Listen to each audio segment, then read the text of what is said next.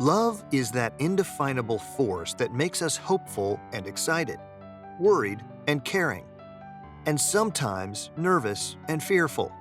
Love is complicated, and it occurs in many different forms. It is a topic on which everyone has an opinion, and yet scientists actually know little about it. Love actually turns us into better people. So what if we're just chemicals? The chemicals don't care. They just perform their functions. What are these chemicals, and what is the science behind love? Keep watching the video ahead to know more about it. What is love scientifically? There are many different ways to describe love scientifically. One of the most basic ways to explain it is as a set of hormones, neurotransmitters, and other chemicals that act on different parts of our bodies.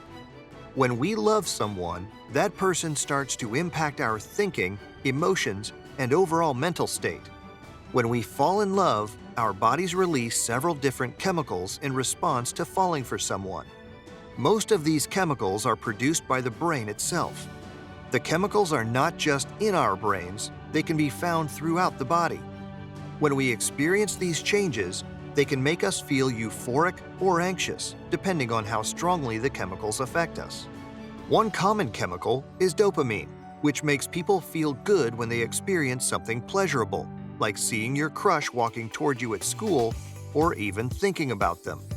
Dopamine is released when people drink alcohol or eat chocolate because both have similar effects on our brains as falling in love does. Another chemical that affects us while we're experiencing love is oxytocin, the love hormone. This chemical is released during pregnancy and childbirth so that mothers can bond with their babies. But it's also released during physical intimacy between couples who have been together for a long time, and sometimes even with couples who haven't. Love is a chemical reaction. The science of love can be broken down into two categories: how we feel and how we express it.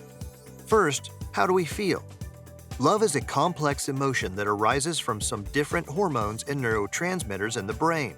When we fall in love, our brains release dopamine, oxytocin, and vasopressin, chemicals that make us feel euphoric and connected to the person we're falling for. These chemicals help us form attachments to our partners and make us more likely to stay with them through good times and bad. Dopamine. It's not just the butterflies in your stomach or the way you feel like you've known someone forever. It's a chemical process that takes place in your brain, and it has a lot to do with dopamine. The first time you meet someone who you think is attractive or interesting, your brain releases this hormone. This chemical makes you feel happy and excited about the person you're with. It also causes your heart rate to increase and your blood pressure to rise slightly, which helps you focus on the person in front of you instead of everything else going on around you at the time.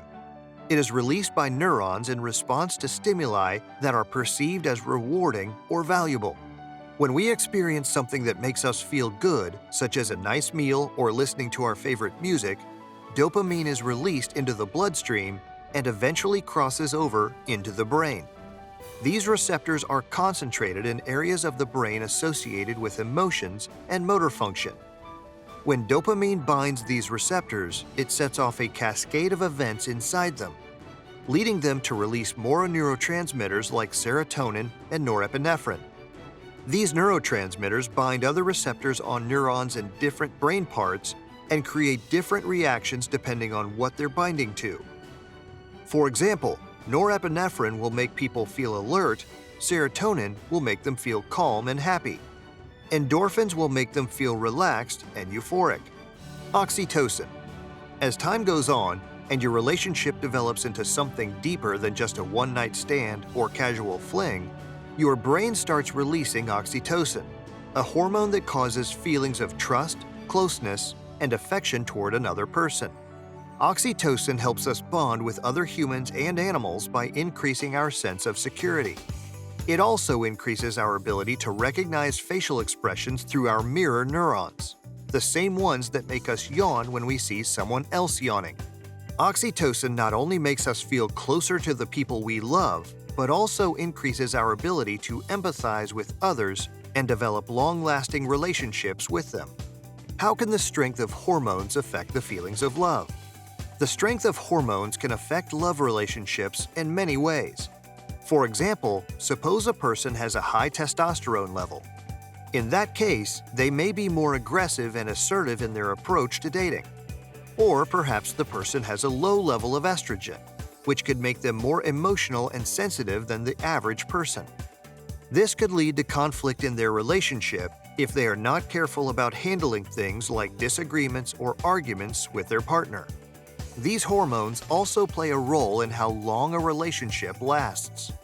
When two people fall in love, they may be so excited about each other that they want to spend all their time together and can't imagine not being together forever.